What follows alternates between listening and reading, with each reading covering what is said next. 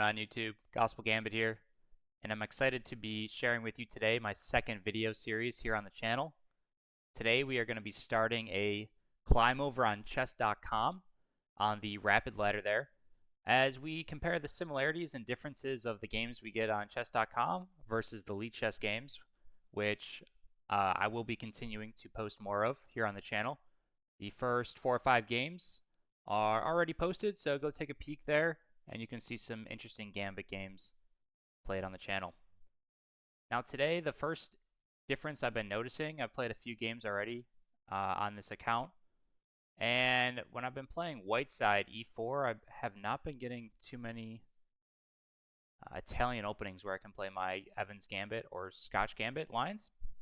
And on the black side, I've been trying to learn a little bit of the Sicilian defense, playing the Accelerated Dragon, which Grandmaster Daniel Narditsky does recommend in a lot of his Climbing the Ladder video series.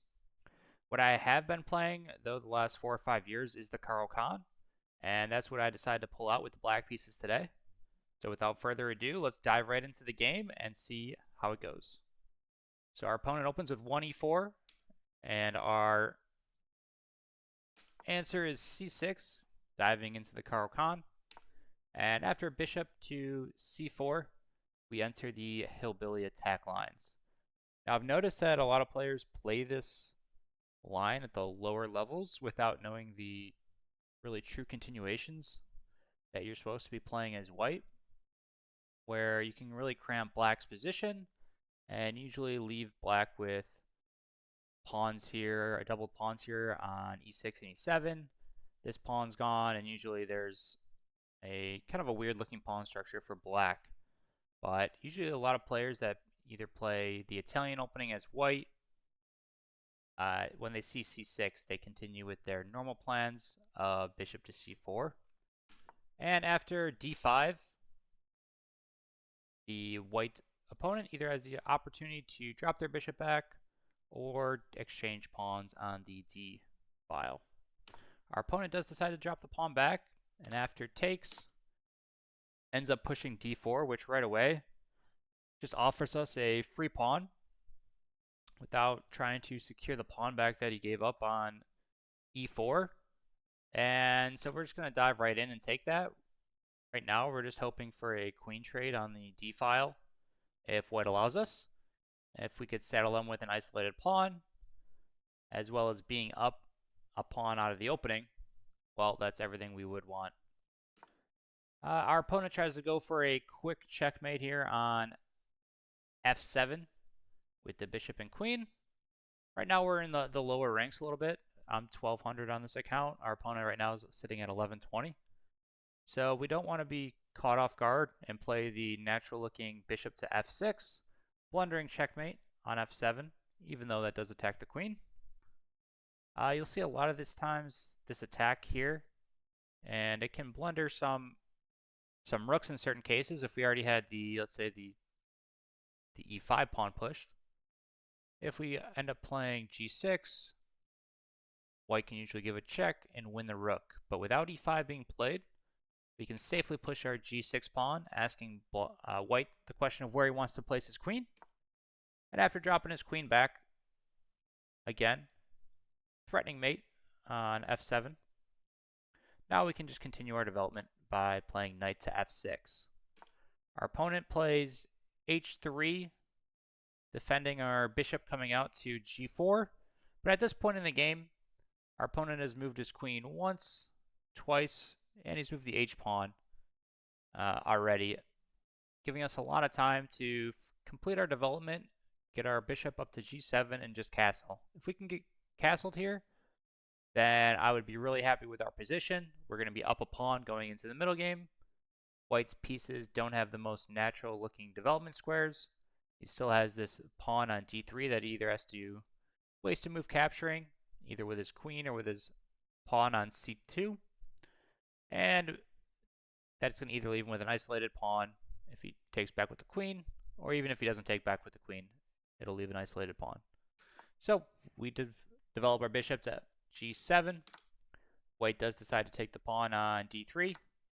We are more than happy to trade off queens here, head into the middle game, up a pawn. We're going to be castled in one more move, and white has a isolated D pawn here. We castle, white continues their development. And after this, I kind of had my a brief think here. I see that without the pawn being able to get pushed to D3, white cannot move his bishop if this diagonal was to be open, as well as once our knight comes to D5 here, if white just tries to naturally develop his knight here to C3, well, we can just take twice and fork white's rook and his king. So we end up playing knight to D5. Also completely happy with getting rid of white's light squared bishop if he wants to trade. It opens a very natural developing move for our knight on B8 to come out to C6. And we would still have this open white diagonal to bring our bishop out to unopposed later in the game. So I could easily see us bringing our bishop out to here if white ended up trading, putting some pressure on this D3 pawn, bringing our knight out, possibly securing our pawn chain with a move like E6, and then sliding our rooks either to the C file, C and D file, or E, one of these three files, as we would want to take advantage of some of these half open or open files. White ends up not taking the knight and ends up blundering right out of the opening. So not only did we get a really quick lead in development here, but we do end up just winning a clean piece, as, like I said earlier, white is not able to take back, as we will fork white's rook and king. So he ends up developing his dark squared bishop, and at this point we just drop back to D5, up a knight as well as a pawn. Now white ends up playing this bishop to G5. I wasn't really completely sure of the idea of this move. Even if I did move this knight here, I would more than willing trade my rook for two pieces from white's perspective and play with three minors versus a minor and two rooks from black, or from white. So I was kind of unsure of what the point of this move was. I ended up developing my light squared bishop, getting the light squared bishop out of the way before moving my other knight from B8 to D7. I didn't want to trap it here on C8. White ends up dropping his light squared bishop back. We bring out our second knight. And in this position, white is pushing A3 to stop us from moving our knight over here to B4 and putting pressure on the D3 pawn. I thought if I did get here, that we would just be winning a second pawn. So nice move. At this point, we ask a question where white wants to move his where he wants to move his knight. And he does counterattack us with this G4 move. Our light squared bishop is pretty much trapped here. If we drop it back, white gets a little bit of better position after taking on E6, doubling up our pawns here, and kind of leaving us with some weaknesses in front of our king. So instead of doing that, I could have taken this pawn here first and then taken the knight, but I did end up just taking the knight first. White takes our bishop, we take the pawn, and we give black a pawn. Now in this position, I believe that certain players they see we have a nice open diagonal, and my main priorities in this position, right? We're up a piece and a pawn still, even after this trade. But all of the pawns in front of our king now have been evacuated or captured by white. So the last thing we want to see is him castling or even just moving his king up and having two rooks staring down at us on the G and H file. Also, white's threatening, actually he's not threatening that pawn, but instead of going pawn hunting here and giving white the opportunity to either win some pawns or just get activity in general, we decide to play move f6. Now you would say, okay, Kevin, I'm blocking my dark square bishop. Like I said, white's going to be trying to bring his rooks to this g file and counterattacking. So what does the move f6 create for us? Well, it creates an opportunity for us to move our king off the 8th rank, off the g file, behind the defenses of our pawns in front of us. It gives us the opportunity to counterattack by sliding our rooks in fighting for the g file and or the h file, as white might have some ideas of recklessly pushing the h pawn in hopes that he's able to make a queen. And with this move, we create some tempo against white's dark square bishop, in which he drops back. We move our king out of the way proactively. We don't wait for white to start stacking his rooks here on the g file, as we want to get both of our rooks to the g and h file ourselves. Let's just get out of any sort of pins here, and we do offer some extra protection against our pawns and get our king closer towards the middle. White decides to pin our knight to our king. The nice thing about him not having c or e pawns, though, is that there's no way to really take advantage of this pin. And we have ideas later of even playing e6, really securing all these squares in the middle with our pawns. And our king is going to be completely safe behind this pawn wall in front of him.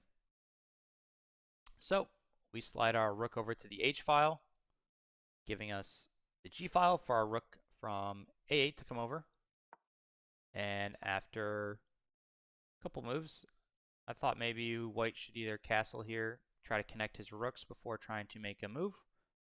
Remember, when we're up a piece and a pawn, we really just want to trade off as many pieces as possible and then win a pawn and piece versus pawns endgame, or have multiple pawns versus just a king from white. So in this position, we had to do a little bit of calculation here, but the idea is our dark squared bishop is our worst piece on the board, and black's dark squared bishop is it's considerably better than ours. So what if we can trade it away by bringing it over to h6? We have to do some considerations, though, as let's say we go to h6. If black takes our rook, are we able to take on d2 without losing any more pieces? And pretty much the idea is that we can. So as you can see, we move to bishop to h6, white takes, and we have this intermediate move, intermezzo, where we take white's dark square bishop on d2 with check. That's important as it forces white to take back our bishop, and after he does, we can take the rook on g8, keeping the same material advantage that we had before, getting rid of our dark squared bishop, which was a terrible piece, and we become the sole owner of the open g file. White slides his king over, and at this point we decide to push e6, unpinning our knight and allowing us to get our other minor pieces working in the game. And after the move d4, it does restrict our second knight here, that we had some ideas of jumping into c5 or e5, putting pressure on white's light square bishop. We end up attacking what turned into be a strong pawn right away, offering white the ability to take and improve our knight that's currently sitting on d7. White ends up not taking the pawn, but moving his king forward, and here we just reinforce. I was worried a little bit if takes here, which probably would have been totally winning, but I didn't want white to get any sort of counterplay along the c file with his rook. And if white does decide to take the pawn here, well, now we just have two knights that are both supported by pawns, and we are sitting pretty. White decides to bring his rook over behind his h-pawn. Like I said earlier, his one out might be trying to get this pawn all the way down to h8. We ignore that right now, and we take the pawn on d4. And after takes, we slide our rook to the second rank. We'd like to eat up as many of these pawns as we can, and eventually we don't mind trading one of our knights for this pawn that's going to be running down the h-file. Now by doing this, we do give white the opportunity to take our knight here on d5, and after we take back, white is winning a pawn back, and that's what we see. But it pulls white's king away from all these pawns and makes them easy pickings. So after we take the pawn, white slides forward, attacking our knight, but we didn't even want our knight here on d7 to begin with. We wanted him either on c5 or e5, with ideas of going after these pawns. But after all these trades, e5 looks a lot better, as now our rook can attack these pawns, and we can use our knight to trade off for this h-pawn in the endgame. And hopefully we'll go into the endgame with 4 pawns and a rook versus white's rook and king. So the goal here is to use our rook to capture these 2 pawns here on the B and A files, use our knight to maneuver over to g6 as white gets closer to queening on h8, and then trade our knight for this pawn. Obviously, if we can save more material, that's great, but that would be the ideal situation. And then use our rook and our king to escort one of these 2 groups all the way to the other end of the board and make a queen. So we improve our knight to e5. White decides to start heading after our A and B pawn. Now here we kind of had to do some thinking. If we take here and black goes to b7, well, in that case, we can just play a5. White instead goes for the pawn push on the h-file. We slide our b pawn up, as we would like both of our pawns here to work together to trade off one of these pawns for the a pawn.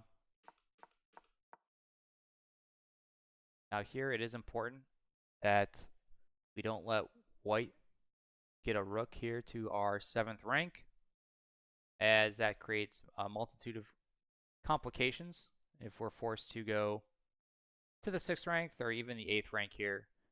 White's king is limiting us a little bit with the amount of squares that we have access to as we get closer towards that side of the board, and we just don't want to give white the opportunity to cut us off from attacking this pawn along the h-file.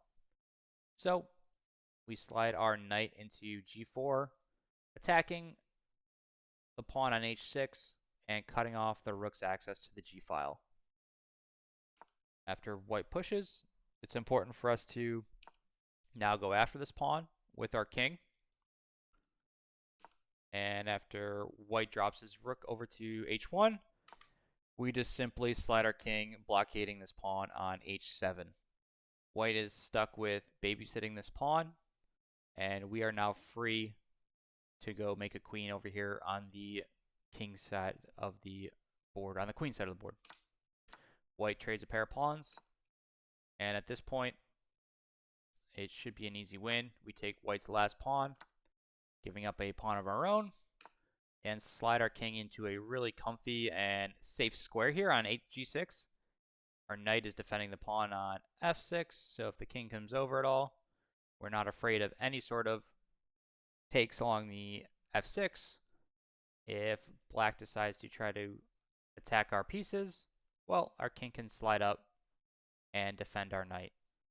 This little structure seems pretty solid, and white cannot use the h-file at all to attack our king. So in this position, our goal is literally to just get this b pawn all the way to the other side of the board. And we push our pawn, move our rook out of the way, push our pawn again, and now our whole goal is to either give a check so that we're able to promote, or bring our knight over to d3 in order to defend the pawn so we can move our rook out of the way and then promote on the next move. So black gets out of the way of any sort of checks along the e-file, and we put our knight plan into action. And at this point, after rook to b3, the initial plan of giving a check to white's king falls into place, and we queen, and we just make a third queen here. Remember, when you're up material, don't be afraid to give material back, especially if we're trading a knight for a queen. It makes checkmates a whole lot easier. And after king to c2, we're able to pre-move a ladder mate along the E and the F file. If you guys enjoyed that game, please like and subscribe to the channel. We're going to have videos from both chess.com as well as Lichess, kind of comparing the different openings and styles that both websites and player bases that they offer, kind of what they show. So it'll be interesting to kind of see if we get some more gambits on Lichess versus chess.com or vice versa. So thank you guys for watching today. I really appreciate it. If you could like and subscribe, and we'll be back with you for another video.